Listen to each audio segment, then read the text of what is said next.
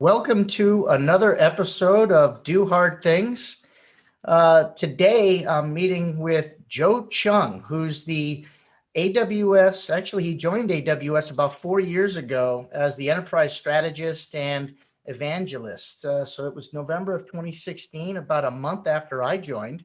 And his job was to work with enterprise technology executives to share his own experiences, developing strategies for rapidly taking advantage of cloud so that these companies could innovate and build for their futures. And prior to AWS, he was the managing director of Accenture and led the company's transition to the cloud. And a lot has happened since then. And today, Joe is now leading AWS Enterprise and Industry Solutions for the business development team. And when I think of do hard things, Joe definitely applies to this. And the thing I like about Joe Chung, and you'll be able to experience this as well, is that he's particularly good at making the difficult seem easy and at least to understand initially. And part of my interest in driving this podcast is to find leaders anywhere who do things that others might think are impossible. And my goal is to get a peek into how these people think, learn how they approach complex problems, and really understand how maybe mental models and passion and really motivation are used to inspire others to do incredible things. So, Joe, welcome to Do Hard Things, and really thank you very much for joining me on a Friday morning. I'm happy to be on the show and the podcast. Thank you, Mike, for the opportunity. I always enjoy catching up and chatting with you, as you know. Yeah, you bet. Listen, this is about as close as we can get to each other with COVID-19. And let me ask you, how are you dealing with the pandemic and actually working in this environment over the last 10 months or so? Yeah, I don't know if I can say that I'm doing any better than anyone else out there, but I consider myself super fortunate. All the family staying healthy. I happen to be in a space that I don't have to be too disrupted from the rest of the family's activities. So we have decent segregation. And of course, mentally and spiritually, that's the challenge. You gotta find your inspiration where you can get it. And I'm blessed to have some people around me, like my wife, who always keep me grounded. And then, and I just need to do more, like walking my dog just to get out and move my body. I know that's a big thing for you. So, You uh, bet. yeah, I think you know what I mean. Yeah, it is important just to get that sweat going. If you can get it done every day, great, because it takes your mind off of a lot of the things that are making people nervous, and it's just good to get the oxygen in your body. So let's talk a little bit about some of the reading that I've done on you recently. I was actually really pleasantly surprised to read a few of your articles because you are tackling some complex subjects. And I love your tagline, which is never stop innovating. And, I really think that the idea of innovation scares people because it sometimes requires people to think big. But I think the reason why people are nervous to think big is that they don't have a lot of confidence in themselves. They don't believe that they can think big, and that's a limiter. And you are really particularly good at bringing it down to a level that makes it easier to think big by simplifying some things. And the reason why I thought this was interesting is one of the blogs that you wrote was talking about choice overload. And in technology, especially with a company like AWS, we have a lot of services. And I think a lot of enterprise executives are a little nervous about how many choices that they have. And you compared it to stepping into a big box home improvement store, just trying to find a drywall screw.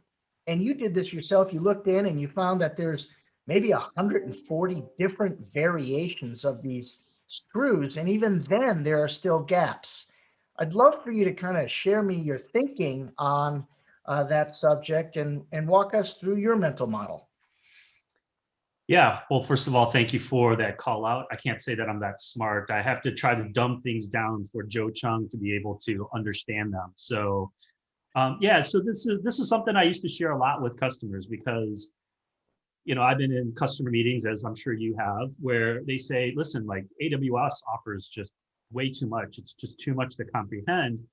And we have what hundreds of services that we offer in the marketplace. And I was thinking about that for a moment. And you think about the house you're living in right now, or that you're looking at every day in this era of COVID, and just think about all the different choices that had to be made and the different pieces of hardware to create what is arguably a pretty simple experience, like trim. If you've ever been to shop for trim, all the different profiles, the screws, the window choices, the door handles. Like I remember we were, building a new condo in the city, and the number of choices on door handles alone was just crazy, right?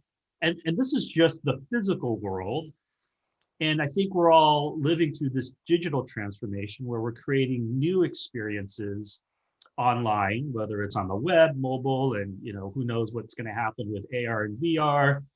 And and to say that we only have 200 things to build a digital experience seems kind of ludicrous.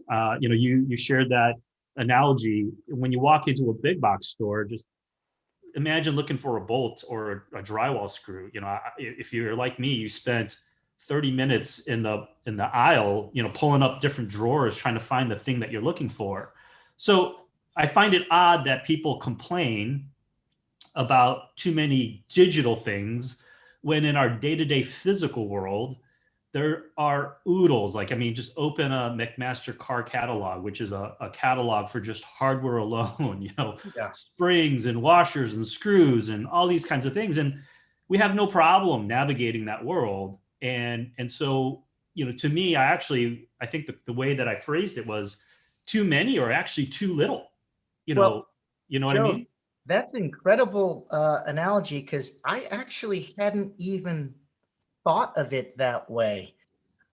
So when you're looking at that type of option, for just a single device, a single physical object, and then you've got it opens up a whole avenue of business that, who are these people that need 140 different screws, and is the market that big? How are you taking that analogy to what we can do with digital services? How big is this market gonna be then if 200 is not enough? Yeah, I mean, the technology landscape in its kind of total market value is purported to be in the $3 trillion range, which is big, but I think we're still in the early days, right? So imagine an office building that could not have been built 150 years ago, and even 200 years before that. Given the limited amount of materials, you're pretty much still building with sticks and mud, right? Hmm. And just because you just didn't have the technology available to you, you didn't have the materials available to you. And while I'm sure you could give me a counterpoint of like the Incas and their pyramids and whatnot, Right. the reality is it wasn't pervasive. And so if I were to sort of say, hey, if you could take a digital experience and as fancy as it looks today, turn it into a physical structure and map it to sort of our world, I think we're still building, stick and mud type experiences, as hard as it is to believe, right? Right. I think that's where we're at. And so just look at the last 10 years or the 15 years from, mobile phones and how much that's changed, right? And, I remember getting the first flip phone thinking like, oh my gosh, look how small this thing is. Like, look how amazing this thing is.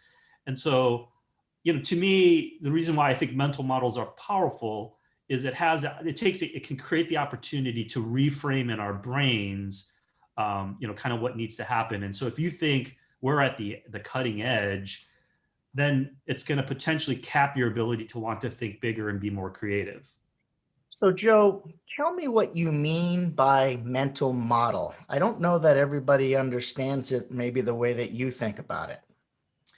Yeah, it's something that we talk a lot about at Amazon. Mental models. You can think of these as your, everybody has mental models. You may not call it that, but you have a idea of how things work in the world, right? And that idea is beneficial because it can help simplify how things work. It could be, gosh, every time I meet, a Mike Dowling, this is kind of what I can expect. And we use that as a way to be able to process information. And these mental models, I think, are important because if, for example, your mental model is like, what do I need to be able to build digital experiences? I need a web server, I need a database, and if what you think is that's all you need, then that's all you're going to look to versus saying, hey, I need to sort of expand the world of what I need to be able to do and really push the boundaries. For example, you work out. I'm sure you have some mental models of like what you need to do to take care of your body. And that mental model helps you and may even motivate you to say, hey, if I exercise, this is the benefit that I'm going to get, right? That's what I mean by mental models. Does that make Well, let sense? me, what's amazing is, so basically you're just defining why I use the term do hard things. That's my mental model, because I apply it to many different things in my life, including the physical part of my life, right? If I expect that working out or doing an Ironman is going to be difficult to do, I'm going to train for it to be difficult to do. And I'm also going to have to understand that in order to achieve that objective, there are foundational building blocks I'm going to have to do consistently to build up to that. And you also indicated that you find what you're looking for. And if your mental model is you only have to do certain things or you only need to have X number of technology options, that's all you're going to see. Instead of opening your eye to what your business needs to do in order to achieve some objective that you're driving, which may open up the idea that technology can help you in all areas of your business, and you can expand what you can do with some of that technology because you're thinking bigger. Yeah, like for example, there's, you know, personally, this is being taught more, but it used to be that people thought that intelligence was fixed, right? I'm born with what I got, and what I got is what I got. And you could have the mental model that no, this is a malleable thing. This is something that you can develop over time, right? Which changes your approach for learning, for what you think you can do and what you believe in. A corollary in the technology world is you can think, gosh, I will always be a local business, right? The extent for who I can engage with is just the people around me versus there isn't anything really to stop a company from going global with the internet and the cloud. You can set up a storefront anywhere around the world, and we've seen that happen with platforms like Etsy and other kinds of things. So that those are, I think, really powerful metaphors that we need to bake. And to me, collecting the right mental models and upgrading your sort of operating system in your head is an important endeavor to help sort of change that. In fact, I'm a big fan of a blogger named Shane Parrish. He writes a blog named Farnham Street, and he's of the belief that the people who create and can collect the best mental models for how to understand the world, how to understand themselves, how to understand interactions with other people will help them become better decision makers. And I think that's a really powerful thought to have, and ways that you can sort of go about your life. And there's some good examples. Like he mentions Charlie Munger. You may not know Charlie Munger, but you probably know who Warren Buffett is. Warren Buffett is, I heard that he has a little bit of money. And what, some people, maybe Mike, because you're a well-read guy, but, next to Warren Buffett is his business partner, Charlie Munger. And Charlie is a voracious reader, not only in the area of finance, but in all areas, in many different disciplines, because he actually talks about upgrading sort of the mental model so that he can make better business decisions, which I think is fascinating in and of itself. So what is it then that you find is motivating to you when you think of constantly searching for the right mental models? It sounds to me like one mental model today is never going to be the only mental model you need, because the world is changing all the time. And if you don't change your mental model, you get stuck. How do you stay from being stuck? Yeah, that's a great point. I think when you realize that you peel back, why did I make a certain decision? Um, then you have to sort of ask yourself, and you didn't like that decision, why did I make that decision? And if it's anchored in a mental model that you have, I think you have to say, gosh, I need to upgrade that. So let me tell you an anecdotal story. Um, this was a number of years ago now. We were sitting at my old job at Accenture. We were sitting in the boardroom of our leadership team, and the leader, our global CIO at the time, got an email from one of the C-suite members, which I'll leave unnamed. And the question was, are we digital? And I'll have to say that at that time, this is about 10 years ago now, we thought we were quite advanced. We had aimed to try to make our experiences accessible anywhere. We had aimed to make sure that all of our applications were web enabled. So because, Accenture has this global and very mobile workforce. So it's important that you can fill out your time card, whether you're on the plane or whether you're in your hotel room. And so that was really important to us. So we thought we were quite clever. And when we got this question, we were like literally it was silence for 15, 30 seconds. And we just busted out laughing. And we were like, that's the dumbest question ever. What kind of question is that? Haven't we been using computers for 50 years? Just the jokes ran on and on and on.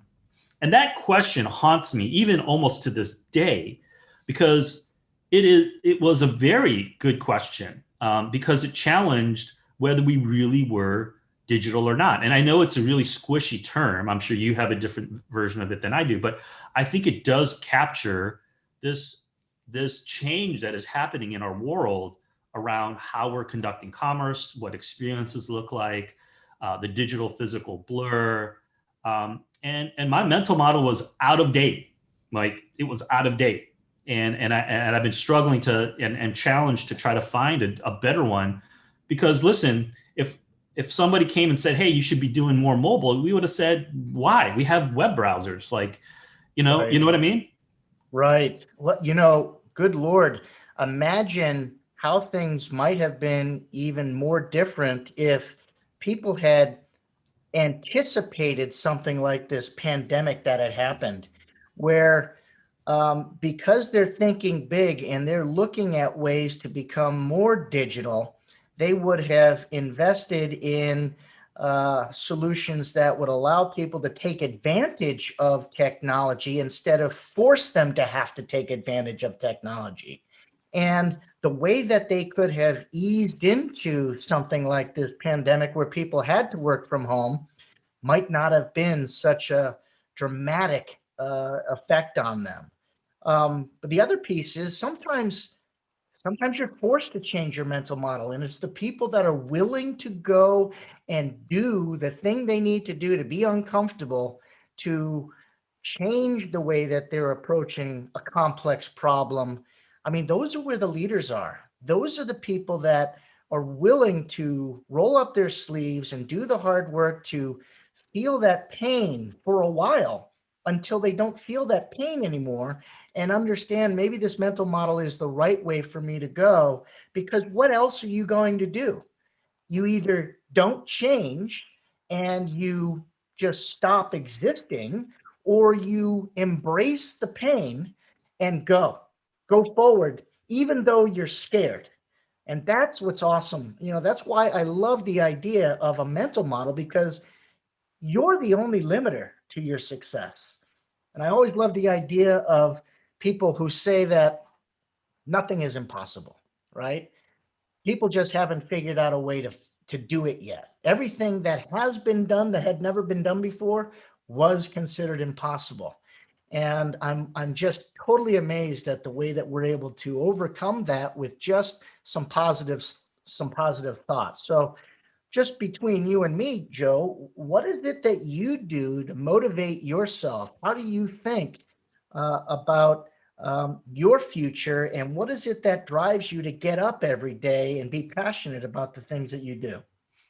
Yeah, there's I guess two things that I would highlight. One is I think you have to have an ambition, and I think that's a powerful internal motivator. You talk about these like doing hard things, so I'm going to share with you kind of a funny story. So I'm of South Korean descent, right? And so growing up in America in the heydays of the 80s, it's the era of the Walkman. And so you thought Sony was on top of the world. I don't know about you, but like I saved to get a Sony Walkman. Right. That was Yes, I like, did that was too. the thing, right? And you're like, that's the pinnacle of innovation. And I remember I had cousins come visit from South Korea, and they would talk about Samsung and LG, and I would laugh at them. I'm like, that stuff is crap. Like, look at my Sony Walkman. And and now who do we talk about? We talk about Samsung. Yes. We talk about LG appliances. And you're like, how the heck did that happen? And I asked myself that, like, how the heck did that happen? And somebody in those organizations said, you know what? We're going to beat these existing players. We're going to be better. And if you don't have that sort of drive, I don't know how you can improve, you know? And I think about that, like this company that you made fun of, I made fun of, I don't know about you guys, you probably didn't even hear about who Samsung was and LG back in the day, that my cousins would talk about, and I used to just degrade. Now they're at they're the Sony now, right? They are. And so they had a epiphany themselves, or just a desire. And I think that's really the key. Somebody just had a desire, a goal, and it's nice to have a goal so that you can do what you need to do to achieve that goal. And right. Talk to me about consistency. How does consistency play a part in your thinking? Yeah, so maybe I think of consistency a little differently. So I think of consistency as that effort to keep trying a little bit every day. So recently I've gotten back into trying to play music. We're all sitting at home a lot. Right. And so I hadn't picked up a guitar in literally probably 10 years. And so I cracked open the case and talking about goals and ambition, there's songs that I want to learn that I've set a goal on. You cannot get there practicing 2 hours on a Sunday night and that's it. You know what I mean? Or like when you have time, you have to invest daily. You have to practice daily, even if it's for 15 minutes, you have to do it daily. That to me is what consistency is about. And I think you can apply that in a business context as well, which is, how do you become innovative? You don't become innovative because all of a sudden the CEO said, hey, folks, we need to become innovative.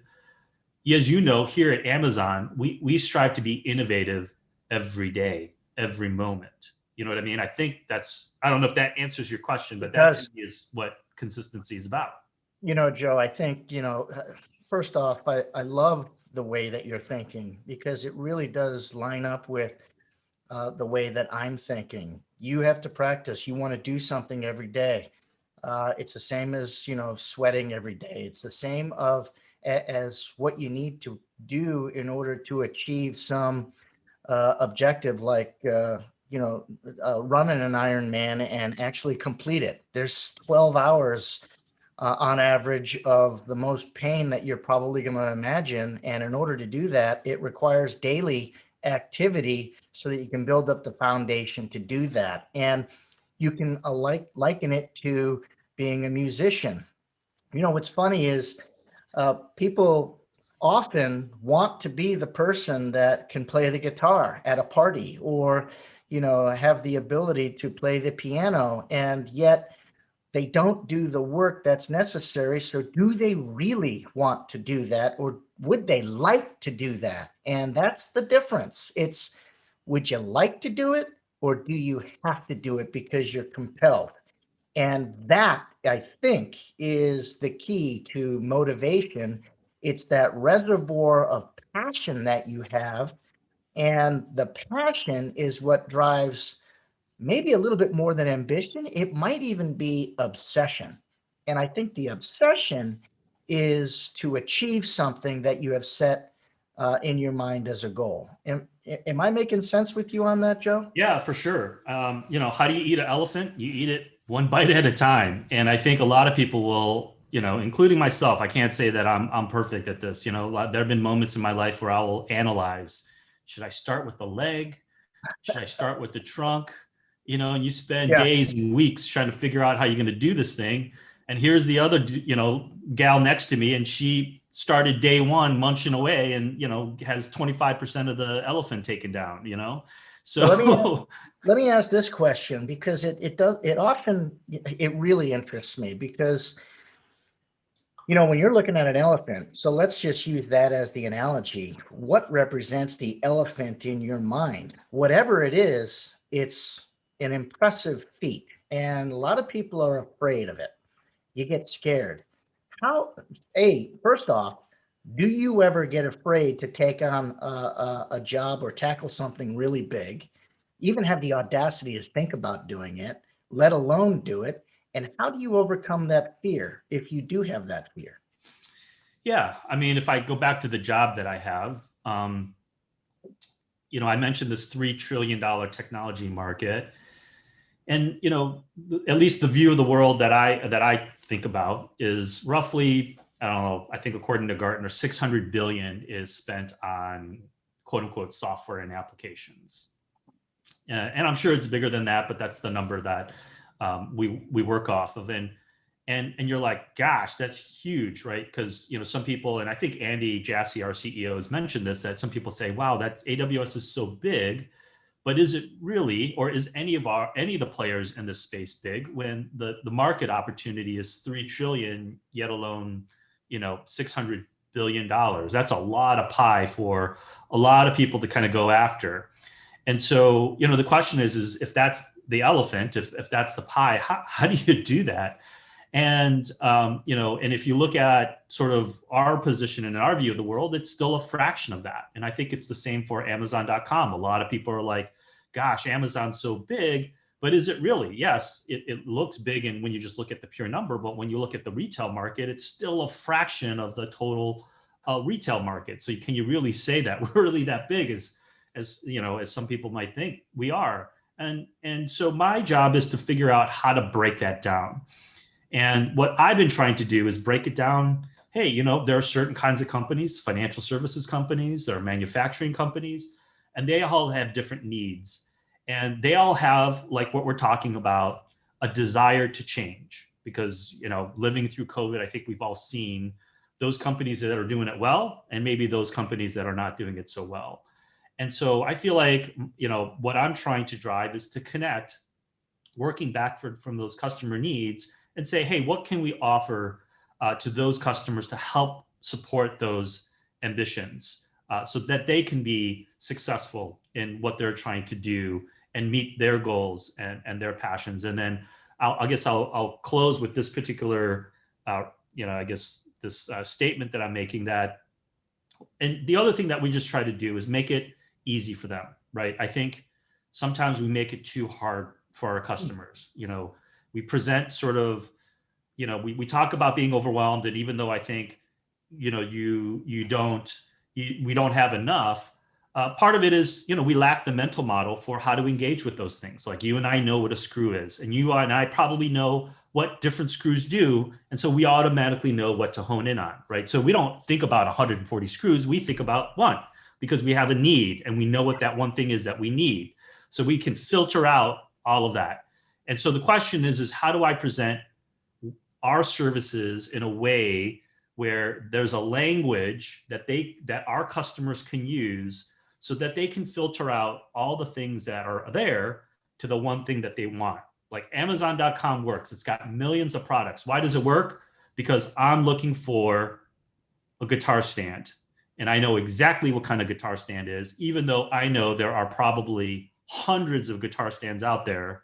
I know one because I want one that's walnut because it matches the decor of my house. These kinds of things. It's because I have a language to express my need. And I think that's the part that I want to do better for our Wow. customers. That Joe, makes the hard the simple.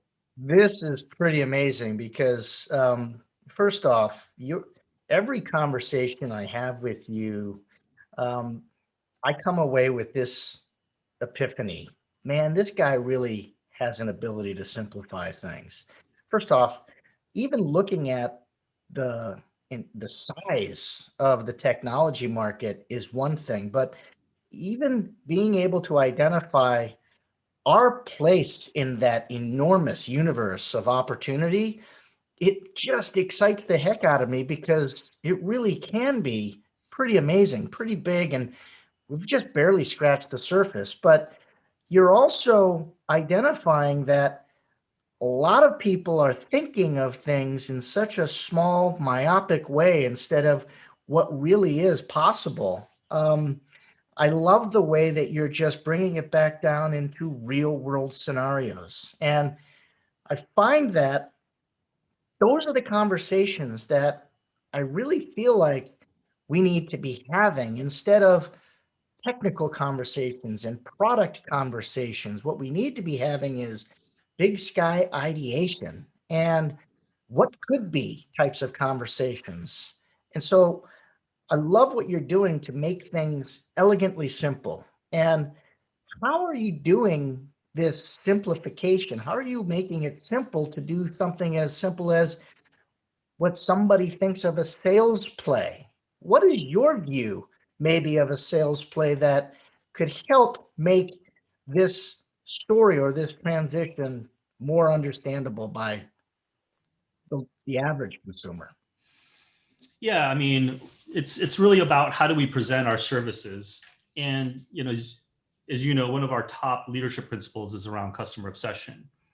And to me, this notion of a sales play, it's maybe not even worth talking about to a certain extent, but it's to me, it's just a box, right? A box to put in a customer need and a way to address that customer need, which a lot of people will label a solution. And those two things combined together, I think, act as a powerful way for us to be able to express to our partners and to our customers the things that we can do for them in their language, right? In a way that they can connect and sort of pattern match. Here's the thing that I want to do, and here's how I think I'd like to be able to use technology to do it. That's all it is, right? As you know, if you go to aws.amazon.com, you'll see servers and networks, and those are awesome things and hugely innovative. But for a retail customer, they want to know how I can reach more customers. They want to know how they can improve inventory. They want to know how they can track their supply chain in an era where supply chains are being disrupted. That language is very different from databases and servers and network and content delivery networks. You know what I mean? And so Yeah. it's creating that bridge from that need. I want to reach more customers, or I want to understand my customers better so I can service them better, to the actual technology components that can enable that need. And that, to me, is what we need to do and package in a way that makes it easier for our customers to understand how we can help them. So when you say customers, who exactly within the customers that you're targeting are you trying to talk to in that Yeah. language? Yeah, that's a great point. It's a point that I probably glossed over, which is we aim to really reach, at least my team, and there are other teams that reach other stakeholders. We really aim to connect with business stakeholders, so non-IT, geeks like me, people who are running the business, managing the business, and not to say that technology leaders don't do that. It's just what we're trying to do is connect with those business stakeholders. Because let's be honest. When I was in technology in a technology organization, we lived to support the needs and the ambitions of the business. And so what my team is trying to do, and what I think I'd love to see more people do, is to be able to connect with those leaders in their language. I'll share another anecdote. I was with a consultancy, and they were sharing some feedback with me, and they said, "Hey, Joe, you would think that people would understand naturally that a company like Amazon Web Services, a leader in cloud, would be at the top of the consideration for a business transformation, but it doesn't always happen. It's just a little bit too far." And even though you can think of Amazon as being hugely innovative and a company that many people want to understand, I do many presentations to customers and publicly talking about some of the things that make Amazon innovative. The funny thing is it is actually kind of hard, where you're like, like, how would I use the services that we have to drive, let's say, entering a new market, launching a new business, launching a new service. And even though we have so many examples like Airbnb, Lyft, Netflix, who've really taken their businesses or created their businesses because of a company like AWS, it's still not well known. It's really not well known. And that's another one of these things. It's like, you think, everybody gets it. But, the reason why I was hired as an enterprise strategist is because most companies don't. Listen, you're busy people, right? Like, I'm not sure if everyone has the time to read about, how technology is evolving and whatnot, besides what you read in the Wall Street Journal or the New York Times or, some of these publications. Joe, this is, what a wonderful conversation, because you just also identified a bit of a reality for anybody who's in technology. We talk about it every day, so therefore we believe that everybody else understands it, but it's such a small number of people that actually have these conversations. The vast majority of the world is wondering what all of this stuff is, or may not even be thinking about it. And having this conversation with you makes me realize how very early into the process we are, and it just gets me jazzed up all over again. And that's part of my mental model, which is always talk to somebody who is doing something that you really don't know much about, and learn from them. See what they're doing that you can apply to your own life. And I've taken a number of notes here, but most importantly, the mental model component of what you're talking about today, setting your mind right, and um, following that mental model so that you can always be moving up and to the right, learning to do things that you're afraid to do a little bit, and doing what's necessary to just learn about it and embrace that, and then try to figure out a way to simplify it. Makes you think a little bit differently. Has been incredibly helpful. And I really do appreciate you taking the opportunity, Joe, to just share a little bit about what it is that you're doing. It's a big job, and it would scare the heck out of me just to sit there and try to figure out what part of that elephant I'm going to go after. But you have to start, and you've done that. And I'm looking forward to doing a lot of that elephant eating with you. And I couldn't be more excited and grateful to have you as a part of our team. Well, thanks again, and maybe I'll close with one more mental model, because you talked about some of these what you were just saying triggered something. So one of the questions I ask candidates, because by the way, just a PSA, we do have openings on my team. Excellent. One of the questions I'll ask candidates, aside from probing into our leadership principles, is explain to me what your industry is or what you're doing as if you're talking to your grandmother. And if you can't land it, then there's something's off, right? That's the job that we have to do, is to be able to make things accessible in a way that our family could understand what it is that we're doing. So one final tidbit for you.